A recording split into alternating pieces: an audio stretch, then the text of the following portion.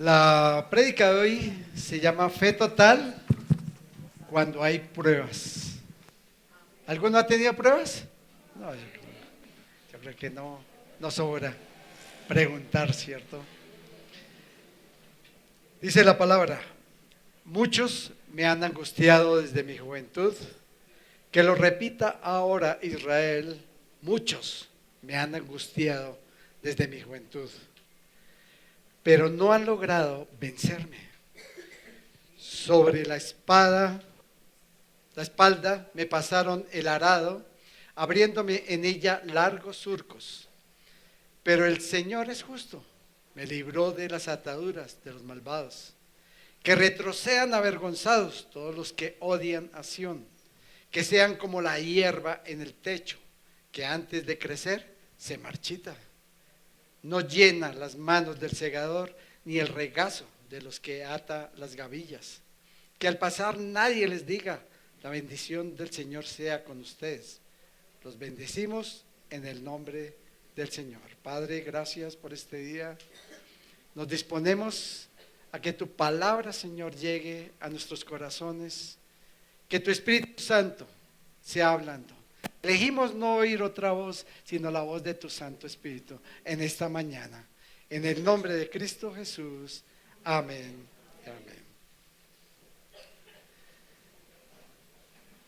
Este salmo refleja vivamente la historia del pueblo de Israel, marcado especialmente en la aflicción.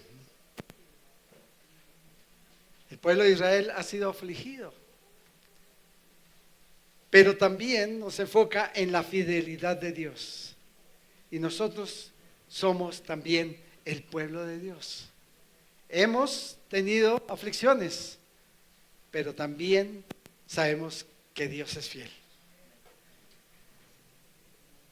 El pueblo de Dios, el pueblo de Israel, desde el principio fue y estuvo enfrentando oposiciones.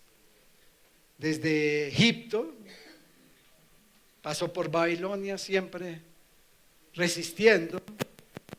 Desde los profetas, cuando fueron perseguidos, hasta la iglesia primitiva, y aún desde la iglesia primitiva hasta nuestros días. Ha sido perseguido el pueblo de Israel.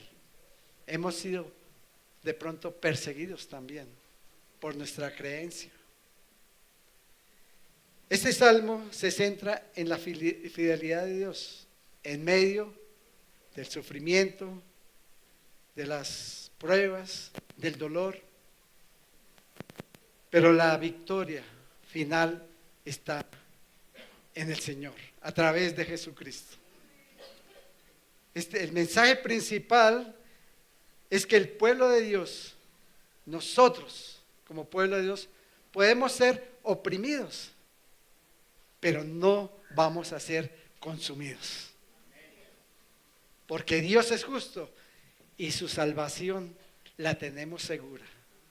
Y tenemos la certeza que es segura la salvación en Cristo Jesús. Las aflicciones, los sufrimientos, el dolor, las pruebas son parte de la vida. Son parte de la vida. Y tienen múltiples propósitos. Las pruebas, las aflicciones, el dolor, tienen un propósito en la vida de cada uno. Y vemos el primer propósito, que es reconocer que no necesariamente no es un castigo de Dios. Mucha gente dice: es que Dios me mandó, es que, ¿cierto? Pero no es un castigo de Dios. Y lo vemos en el libro de Job. Miremos ahí en Job 8:12. Dice: entonces el Señor preguntó, ¿a quién? A Satanás. Satanás tiene innumerables nombres.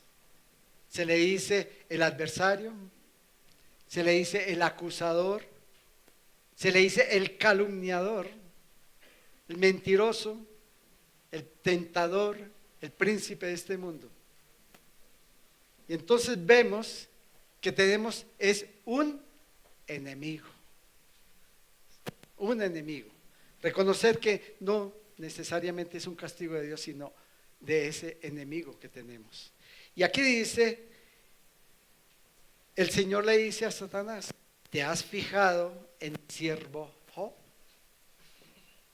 ¿Te has fijado en mi siervo John? ¿Se has fijado en mi siervo José?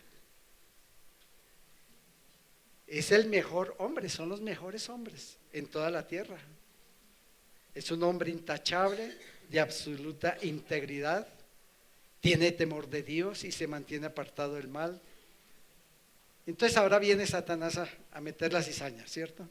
Dice, Satanás le respondió al Señor: sí, pero Job tiene una buena razón para temer a Dios. Siempre has puesto un muro de protección alrededor de él. ¿Cierto? Dios tiene un muro de protección alrededor de él, de nosotros, de su casa, de sus propiedades. Has hecho prosperar todo lo que hace. Mira lo rico que es, así que extiende tu mano y quítale todo lo que tiene. Ten por seguro que te maldecirá en tu propia cara. Muy bien, le dice el Señor, puedes probarlo. O sea, Dios le da libertad al enemigo. Dice, puedes probarlo. Dijo el Señor a Satanás: haz lo que quieras con todo lo que posee, pero no le hagas ningún daño físico. Vemos que tenemos un enemigo, un acusador, un tentador, y contra él es que tenemos que luchar. Otro propósito es que el número 2, a veces son herramientas que utiliza Dios para moldear y fortalecer la fe de las personas. A veces son herramientas que Dios pone. Yo me acuerdo hace como 15 años, más o menos, tenía que predicar sobre el ministerio de Jesucristo. Ustedes saben que en nuestro escudo cuadrangular está el ministerio del Señor. ¿Cuál es? Jesucristo, Salvador, Sanador, bautizador con el Espíritu Santo y Rey venidero. Y en ese entonces me tocaba predicar como Jesucristo el Sanador, ese domingo. Pero a las 3 de la mañana se despierta mi esposa, me despierta. Ella no quería despertarme, pero yo la sentí. Y decía, tengo un dolor en el pecho. Entonces nos pusimos a orar. Y después ya me dice, yo ya no quiero orar más, vámonos para la clínica. Y nos fuimos y de una. Cuidados intensivos, un infarto. Probando el Señor la fe. Porque voy a predicar sobre Jesucristo el sanador y tengo a mi esposa en cuidados intensivos. Y ella misma fue la que me dijo, no, ve y predica. Pero el Señor se glorificó. ¿Y eso lo hace Dios para qué? Para moldear y fortalecer la fe de uno.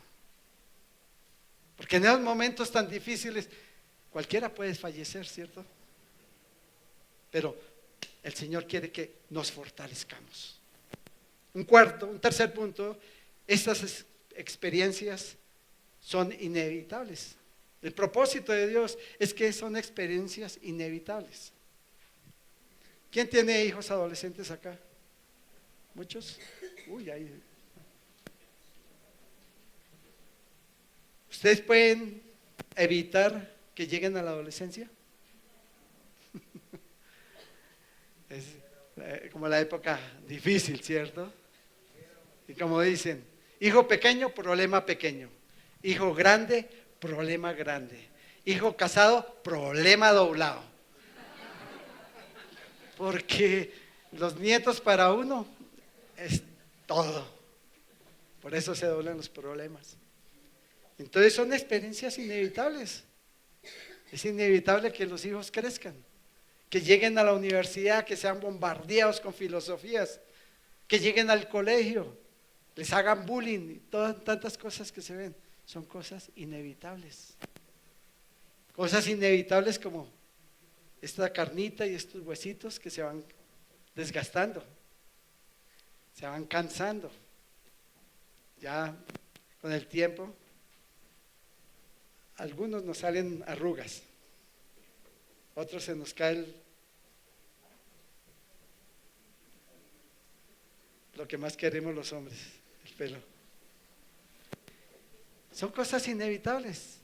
Inevitables, por ejemplo, la muerte de un ser querido. Eso es doloroso. Eso sufre uno. Debe ser muy, muy duro. Un cuarto es que Jesús advirtió a sus discípulos.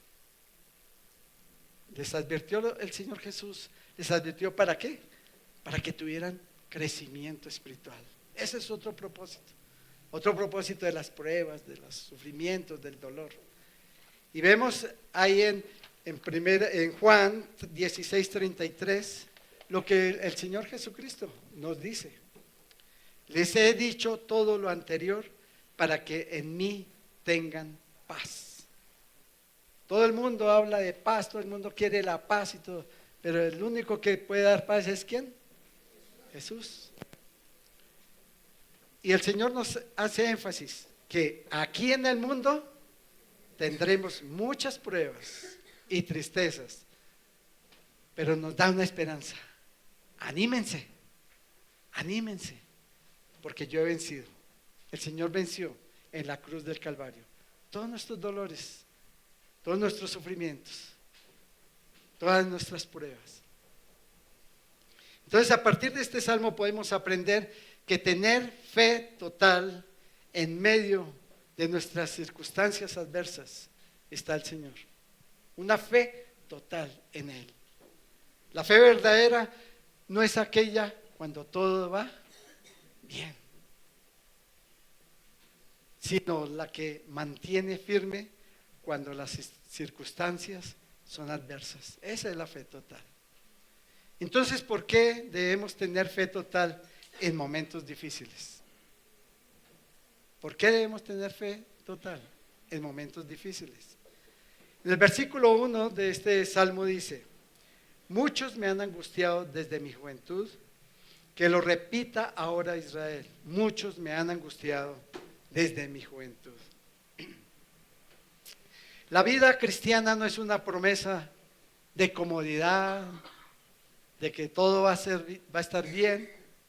Va a haber dificultades, va a haber pruebas, va a haber de pronto dolores. Pero la realidad bíblica es que los creyentes no somos inmunes al dolor. Sí, tenemos a Cristo, pero no vamos a ser inmunes al dolor, al sufrimiento, a las pruebas. Pero sí es cierto que estamos y vamos a ser fortalecidos por nuestra fe en Cristo Jesús. En eso sí tenemos la certeza. La fe total no niega el dolor, no niega las circunstancias, pero lo que sí reconoce es que tenemos una esperanza puesta en Jesús. Eso sí lo reconoce la fe total. Porque dice ahí que muchos nos han angustiado desde la juventud. No sé qué nos ha tocado o qué les ha tocado pasar a cada uno de nosotros desde la juventud, aún desde el vientre de nuestra madre. Ninguno de nosotros sabemos si fuimos concebidos en rechazo o en amor. A veces cuando hay circunstancias difíciles, económicas, no, quedaste embarazada, no, pero es que no es el momento y esto. Ya empieza como a haber un rechazo, ¿cierto? Otros con intento de aborto, ¿no? Mi hija es soltera y esto y no podemos. Entonces, dice, muchos me han angustiado desde mi juventud.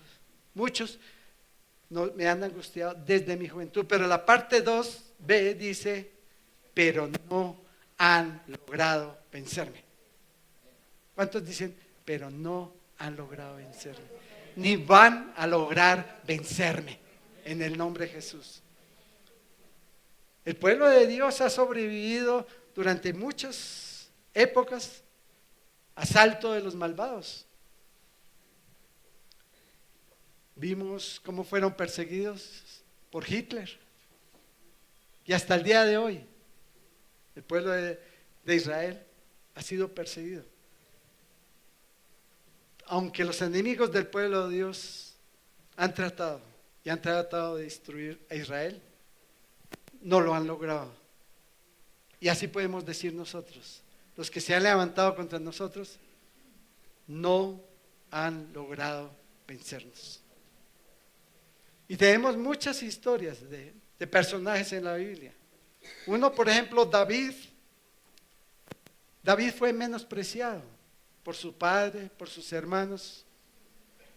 David lo tenían, como dice vulgarmente, por debajeado, ¿no? Vaya, cuide las ovejas. Y los otros hermanos eran los predilectos del papá. Yo no sé cómo ha sido el hogar de cada uno, pero de pronto han habido hermanos que son predilectos de los papás. Y uno se ha sentido ofendido, se ha sentido uno dañado, como no tenía en cuenta, como David fue despreciado. Y entonces en 1 Samuel 16:10 viene Samuel a la casa de Isaí para ungir a David. Y dice: e hizo pasar Isaí 7 hijos suyos delante de Samuel. Pero Samuel dijo a Isaí: Jehová no ha elegido a estos. Entonces dijo Samuel a Isaí: ¿son estos todos tus hijos? Porque a David no lo tenían en cuenta, lo tenían allá apartado. Pero el profeta sí dice: ¿son estos todos tus hijos?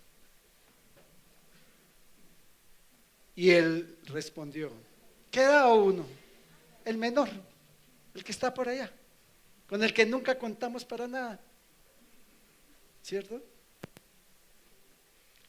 Que apacienta las ovejas. Y dijo Samuel a Isaí: envía por él, porque no nos sentaremos a la mesa hasta que él venga aquí. Lo tenían allá, abandonado a David, pero Dios lo levantó. Todos conocemos la historia de David. Otro personaje es José. José, a diferencia de David, fue amado por su papá. Querido, lo consentía, lo amaba, hasta le hizo ¿qué? Una túnica. Pero todo eso despertó ¿qué? Envidia. ¿Cómo dice el dicho popular? ¿No somos qué? Monedita de oro o perita en dulce para gustarle a todo el mundo. Y así pasó con José. ¿Qué le pasó a José? Pues lo vendieron sus hermanos, estuvo en la casa de Potifar, esta mujer quería abusar de él, fue echado en la cárcel, y bueno, aún los que estuvieron con él de pronto lo abandonaron también, pero Dios lo levantó. ¿Por qué? Porque Dios tenía un propósito. Y si vemos ahí en Génesis 50:20, Él les dijo a sus hermanos: ustedes se propusieron hacerme mal, pero Dios dispuso todo para bien. Él me puso en este cargo para que yo pudiera salvar la vida de muchas personas. Y hoy le podemos decir a esos enemigos, a esas personas que quisieron hacernos mal: ustedes quisieron hacernos mal, pero ¿qué? Dios no lo permitió. Dios va a disponer todo eso para bien. ¿Y qué mejor ejemplo que el Señor Jesús? Es el mejor ejemplo que tenemos. Yo pienso que aún desde antes de nacer, desde su niñez fue perseguido. Desde su niñez fue perseguido el Señor Jesús. Mateo 2:13 dice, el ángel le dice a José: huye a Egipto y permanece allá hasta que yo te diga, porque acontecerá que Herodes buscará al niño para matarlo. Aún desde niño. Y aún nosotros, desde el vientre de nuestras madres, nosotros no sabemos cómo fuimos concebidos. Si fuimos rechazados, aún por nuestros abuelos. No sabemos. Pero lo que sí sabemos es que Dios tiene misericordia y nos ha levantado. Y nos tiene aquí para adorarle, para glorificarle, para exaltar su santo nombre. Y más adelante el Señor Jesucristo, lógicamente, creció y que empezó a compartir a los demás. Pero Él fue rechazado por los suyos. Juan 1:11 dice, a los suyos vino y los suyos ¿qué? No le recibieron. ¿Cuántos ahora estamos compartiendo a nuestros familiares, a nuestros amigos? Y vamos a los nuestros, y los nuestros no quieren saber nada. Ese se volvió aleluya. Y si de pronto pasa como me pasó a mí una vez, que estaba en una situación económica bien difícil, lo único que decían, es que desde que se fue para esa iglesia, allá le sacan toda la platica. Y por eso es que anda así. Jesús fue rechazado por los suyos, por los familiares. Jesús nunca permitió que el dolor lo apartara del propósito de Dios. Y eso es algo importante. ¿Sabemos cuál es el propósito de Dios? Lo hemos visto durante tantos años. Yo y mi casa serviremos a Jehová, fe total. Jesús no permitió apartarse del propósito de Dios. En momentos difíciles, en Getsemaní dice que su sudor era como grandes gotas de sangre. ¿Y qué dijo en ese momento? Padre, sí he de pasar esta copa, pero ¿qué? No se haga mi voluntad, sino la tuya. Son momentos difíciles.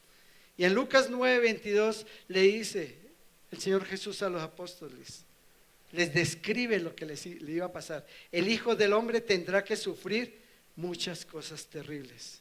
Les dijo, será rechazado por los ancianos, por los principales sacerdotes y por los maestros de la ley religiosa. Lo matarán. Él sabía lo que le esperaba. Y después el apóstol Pablo nos dice en Romanos 8:38 y 39, y estoy convencido que nada podrá separarnos del amor de Dios. Anteriormente el Señor Jesucristo ahí en el libro de Hechos le hablaba a los discípulos para fortalecerlos y animarlos, para que permanecieran en la fe, que es lo que Dios quiere que nosotros hagamos, que permanezcamos en la fe total. Y Él les dijo, es necesario pasar por muchas dificultades para entrar en el reino de Dios. Y eso es lo que tenemos que llevar en nuestras vidas y en nuestros corazones. Vamos a pasar por dificultades, pero vamos a tener una mansión allá en el cielo. Vamos a tener la gloria de estar con el Señor. Y ahí en Romanos dice que estamos convencidos que nada nos podrá separar del amor de Dios. Ni la muerte, ni la vida, ni ángeles, ni demonios, ni nuestros temores de hoy, ni nuestras preocupaciones del mañana. ¿Alguno tiene preocupaciones del mañana? Ni siquiera los poderes del infierno podrán separarnos del amor de Dios, ni ningún poder en las alturas ni en las profundidades. De hecho, nada en toda la creación podrá jamás separarnos del amor de Dios. Eso es lo que tenemos que llevar nosotros en nuestras vidas. Que nada, y tener la certeza que nada, ningún dolor, ningún sufrimiento, ninguna prueba nos puede separar del amor de Dios que está revelado en Cristo Jesús, nuestro Señor. Y esto nos va a llevar a un segundo punto, que es fe total permite resistir en medio de ¿qué? La fe total nos va a ayudar. Versículo 3 dice, sobre la espalda me pasaron el arado, abriéndome en ella largos surcos. En la Nueva Traducción Viviente dice, tengo la espalda cubierta de heridas, como si un agricultor hubiera arado largos surcos.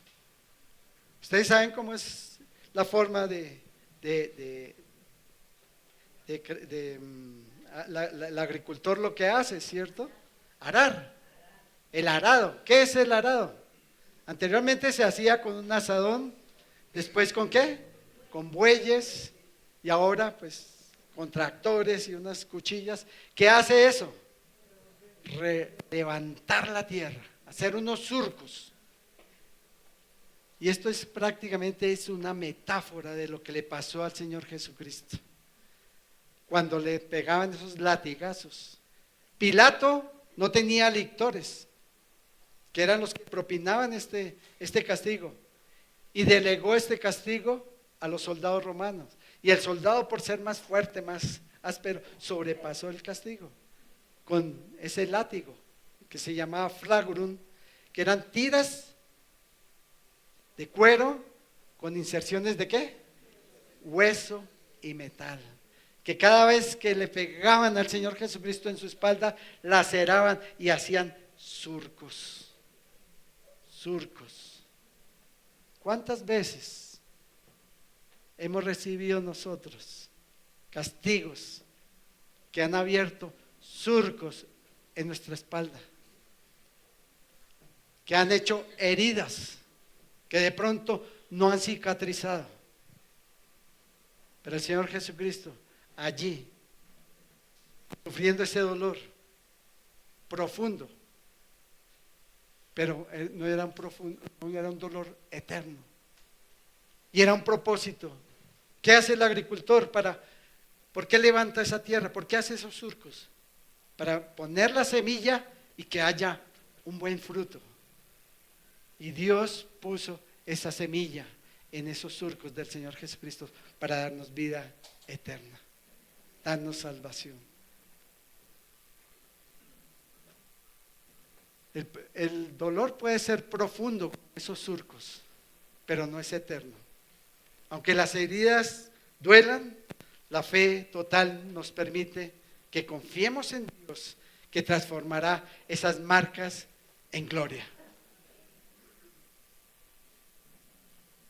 En Isaías 43:16 dice: olviden las cosas de antaño, ya no vivan en el pasado. A veces esas heridas quedan abiertas aún desde nuestra niñez, desde la adolescencia, y sigue la persona recordando: es que me hicieron cuando yo era niño, me hicieron, ¿cierto? Y esas heridas están abiertas, pero el Señor lo que quiere es que se cicatricen esas heridas. Maltrato, abuso, malos castigos. De pronto recibimos castigos que no merecíamos y esas heridas quedan, esos surcos quedan. Pero en la Nueva Traducción Viviente dice: pero olvida todo esto, olvida todo eso. No es nada comparado con lo que voy a hacer, dice el Señor. Permita que el Señor cicatrice esas heridas, que no recuerde siempre que me hicieron y llevar, puede pasar 20, 30 años y siempre recordando lo mismo, recordando lo que le hicieron, aún desde niño. El Señor quiere que sea cicatrizado, que se olvide, como dice aquí, olviden las cosas de antaño, ya no vivan en el pasado, porque es que hay personas que siguen viviendo en el pasado. Isaías 58:9 dice: entonces cuando ustedes llamen, el Señor les responderá: sí, aquí estoy. El Señor es fiel, Él va a estar ahí. Sí, aquí estoy. Les contestará enseguida: levanten el pesado yugo de la opresión. Porque esas heridas es como un yugo que le colocan a los bueyes. Y oprimen, no dejan progresar, no deja que tengas objetivos, no deja que tenga proyectos. Pero es que me hicieron, y es que es difícil, y que un poco de circunstancias y acusaciones a sí mismo. Les contestará enseguida: levanten el pesado yugo de la opresión, dejen de señalar con el dedo y de esparcir rumores maliciosos. Dejemos de decir, es que fulano me hizo, fulano me robó en el negocio, fulano me hizo esta trampa. Y empieza ¿a qué? A señalar y a recordar todo eso. Hoy es tiempo de olvidar, porque el Señor se encargará de todo ello. Porque el Señor hará justicia. Vamos al punto 3. Fe en la justicia de Dios. Porque Dios es justo. Vamos hacia la justicia de Dios. Versículo 4. Pero el Señor, que es justo, me libró de las ataduras de los malvados. La fe total se apoya en la justicia divina, no en nuestra propia venganza, en nuestra propia justicia, en lo que nosotros creemos que merecemos. Romanos 12:19 dice: no tomen venganza, queridos hermanos, sino dejen el castigo en las manos de Dios, porque está escrito: mía es la venganza, yo pagaré, dice el Señor. Pero nosotros queremos en nuestras manos, en nuestro intelecto, en lo que nosotros podemos hacer, queremos tomar la justicia por mano propia. Confía en que Dios sabe cuándo y cómo actúa. ¿Qué acabo de decir? Confía en que Dios sabe cuándo y cómo va a actuar. Porque como nosotros queremos ya, Señor, toma, desde ya, quiero ya. No, el Señor sabe cuándo y cómo. Su justicia no falla. Cuando Él actúe, va a romper las ataduras del enemigo, como dice la palabra. Gálatas 6:7-8 dice: no se dejen de engañar. Nadie puede burlarse de la justicia de Dios. Siempre se cosecha lo que se siembra. Los que viven solo para satisfacer los deseos de su propia naturaleza pecaminosa, cosecharán de esa naturaleza destrucción y muerte. Pero los que vivimos para agradar al Espíritu, del Espíritu cosecharemos ¿qué? Vida eterna. Esa es la solución de la justicia de Dios.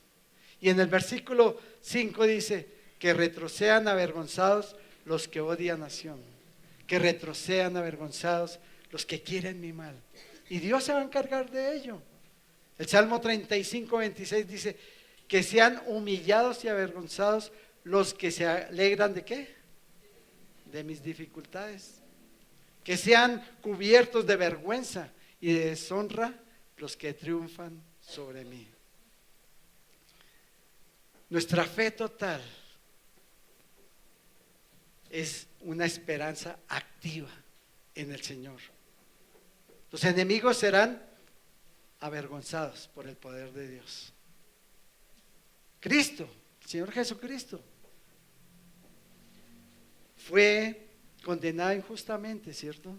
Él fue condenado injustamente, pero Él confió en la justicia del Padre. Y así sucede. Hay cosas injustas en nuestras vidas, pero el Señor se encargará de sacarnos, de ponernos en el lugar que merecemos. En 1 de Pedro dice 2:23 dice: no respondía como cuando lo insultaban. El Señor Jesucristo no respondió cuando lo insultaban. Cuando te insultan, ¿tú respondes? Nosotros esta carnita y estos huesitos son a responder duro, ¿no? Y aquí dice que el Señor Jesús no respondía cuando lo insultaban, ni amenazaba con vengarse cuando sufría. Dejaba su causa ¿en qué? En manos de Dios, quien siempre juzga con justicia. Dejemos todo esto en manos del Señor. Él es el que juzga, Él es el que hace justicia. Y no debemos seguir nosotros en nuestro propio concepto de hacer justicia por nuestra propia mano. Y vamos al cuarto punto que dice: la fe total nos mostrará el destino de los enemigos sin Dios. Vamos a ver qué va a suceder con aquellos que han querido nuestro mal, porque ellos no tienen a Dios. Versículos 6 y 7: que sean como la hierba en el techo, que antes de crecer se marchita, no llena las manos del segador, ni el regazo del que ata las gavillas. Que sea como la hierba, ¿qué? En el techo. Pues muchos hemos visto películas o fotos de las casas en Israel, en el Medio Oriente. ¿Cómo son los techos? Totalmente planos, ¿cierto? No como los de acá que tenemos bajante y todo. Cuando hay lluvia, cuando hay esos tiempos en que hay lluvia, crece esa hierba ahí, en esos tejados, porque no tiene por dónde salir el agua. Crece esa hierba. Pero ¿saben qué? No duran mucho cuando sale el sol y la seca. ¿Por qué? Porque esa hierba no tiene raíces. No tiene raíces. Entonces esto nos describe que esta tierra en los tejados no tiene esa raíz tan profunda.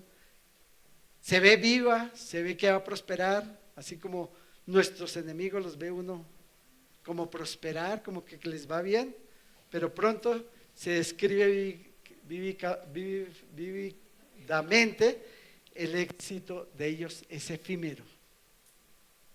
Es efímero, no va a durar. Y rápida la extinción de nuestros enemigos. Esta hierba nos ilustra la esterilidad y el fruto de una vida de las personas que no tienen a Dios en sus vidas. Unas vidas sin Dios. Sus planes, sus éxitos, sus cosas que tienen actualmente son temporales, porque carecen del fruto eterno, porque no tienen a Dios en sus vidas. Ese es el final. Esto nos recuerda que vivir sin Dios resulta una vida estéril. Una vida sin Dios es una vida estéril. Y muchas veces vemos personas que han querido el mal. Y un ejemplo claro lo tenemos en el libro de Esther con Amán. Amán que quería exterminar el pueblo judío. ¿Y Amán cómo terminó? Colgado en la horca que había preparado ¿para quién? Para Mardoqueo. En la cruz parecía que el mal había vencido, cuando vemos a Jesucristo todo azotado, todo humillado, y aún ni el Padre le respondía. Creíamos en ese momento que el mal había ganado, ¿no? Había vencido. Pero ¿qué pasó? Al tercer día Jesucristo resucita y nos da la victoria, avergonzando a Satanás y a todos nuestros enemigos. En Colosenses 2:13 al 15 dice: Dios les dio vida con Cristo al perdonar todos nuestros pecados. Él anuló el acta con los cargos que había contra nosotros y la eliminó. ¿Dónde? Clavándola en la cruz. De esa manera desarmó a los gobernantes y a las autoridades espirituales, los avergonzó públicamente con su victoria sobre ellos en la cruz. Nosotros tenemos victoria sobre nuestros enemigos, porque Cristo ya lo hizo en la cruz del Calvario.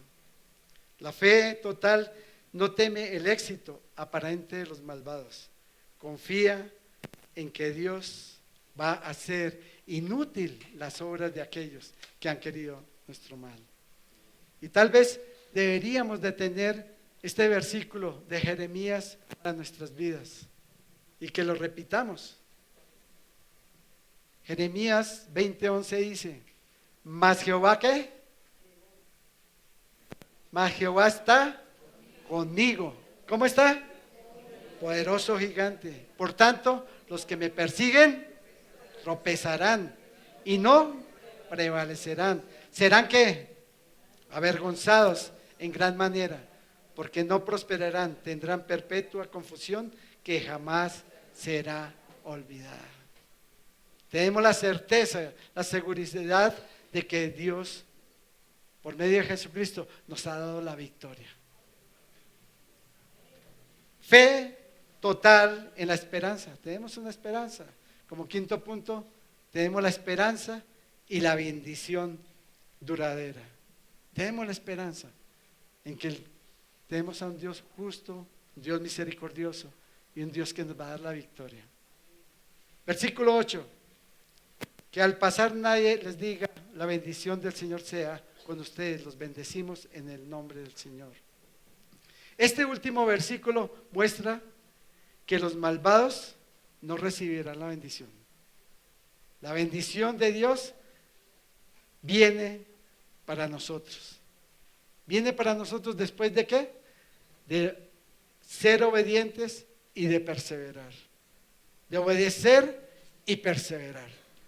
No va a ser fácil, porque nosotros como humanos queremos es que desobedecer, siempre hacer todo lo contrario. Pero cuando venga la victoria, viene porque somos obedientes y perseverantes en el Señor. El Señor en la cruz, cuando estaba en la cruz, no hubo bendiciones, nadie lo bendijo. ¿Qué fue lo que hicieron? Burlarse, escupirle, decirle cosas. Pero en la cruz nadie lo bendijo a él. Él estaba allí crucificado. Pero al resucitar, el Padre, Dios Padre, lo exaltó a lo sumo. El Padre lo exaltó a lo sumo. Por eso en Filipenses 2:9 dice: por eso Dios lo exaltó hasta lo sumo y le otorgó el nombre que está sobre todo nombre. Dios lo exaltó. En el Salmo 37-34 dice: pon tu esperanza en el Señor. Pon tu esperanza en el Señor, no en las circunstancias. La fe total busca la aprobación del mundo, pero nosotros buscamos la bendición de Dios. Pon tu esperanza en el Señor y marcha como con paso firme en el camino que nos tiene el Señor. Y dice la palabra: y Él te honrará al darte la tierra, y verán destruidos a los perversos. Por eso el mismo Salmo 91 dice: porque he puesto en Jehová, ¿qué es qué? Mi esperanza. Al Altísimo por mi habitación. No me sobrevendrá mal, ni plaga tocará mi morada, en el nombre de Jesús. La fe total no se basa en lo que vemos, sino en aquel que venció. Amén. En eso se basa la fe total. En conclusión, Hebreos 12:2 dice: fijemos la mirada en Jesús. No miremos las circunstancias, no miremos los que nos han hecho mal, no miremos el dolor, no miremos la prueba. Fijemos la mirada en Jesús, el iniciador y perfeccionador ¿de qué? De nuestra fe, quien por el gozo que le esperaba soportó la cruz. Él sabía lo que le iba a esperar, pero el gozo de saber que iba a cumplir con el propósito de Dios, lo soportó. Nosotros debemos soportar sabiendo que tenemos el propósito que Dios tiene para nuestras vidas, para nuestros hijos, para nuestros nietos. Despreciando la vergüenza que ella significaba. Es que morir en la cruz era lo más vil, lo más bajo que significaba para que un hombre muriera allí. Y ahora está sentado, ¿qué? a la derecha del trono de Dios. Él es ahora nuestro abogado. La misma palabra dice que abogado tenemos con el Padre, Jesucristo el justo. Él es nuestro intercesor. Vamos a cerrar los ojos, inclinar las cabezas, y vas a decirle: Señor, yo no sé cómo fui concebido, en amor, rechazo, no sé, pero lo que sí sé es que tú estabas en ese momento de mi concepción, tú estabas presente ahí, y tú conoces mi vida, Señor, mi infancia. ¿Cuántas personas no me por debajearon, digámoslo así? ¿Cuántas personas sintieron envidia? Y dile ahí al Señor, yo pido al Espíritu Santo que te ponga en el corazón el nombre de cada una de esas personas que te hicieron mal, que te hicieron sufrir, que te abrieron esa zanja, esa herida, que de pronto no ha cicatrizado. Ay, arrama, lavas, ay, calajanda. Ahora mismo el Espíritu de Dios va a poner en tu mente y en tu corazón perdonar a estas personas. Señor, cicatriza. Ya no quiero llevar más esa herida en mi espalda. Quiero que cicatrices todas esas palabras duras que me dijeron cuando joven, cuando niño, aún en el colegio, los mismos compañeros de estudio o en el trabajo. Necesito que esas heridas sean secadas, sean cicatrizadas. Y ahora, Señor, tomo la decisión, dile, tomo la decisión de perdonar a esas personas. Y oro por ellos. Y pido que ellos lleguen al conocimiento de tu verdad. Y que sean libres. Que seas tú, Señor, tocándoles ese corazón, transformándolos. Quiero lo mejor para ellos, que es la vida eterna, el conocimiento de la verdad. Yo los perdono. Hoy tomo la decisión de perdonar aún a mis familiares que quisieron hacerme mal, aún a mis familiares que dijeron cosas en contra de mí. Hoy tomo esa decisión de perdonarlos. Y pido perdón, Señor, por las veces que deseé vengarme de ellos, las veces que les deseé mal a ese hombre que de pronto me hizo quebrar en mis finanzas, en mis negocios. Hoy lo perdono, porque voy a poner mi esperanza en ti, Señor.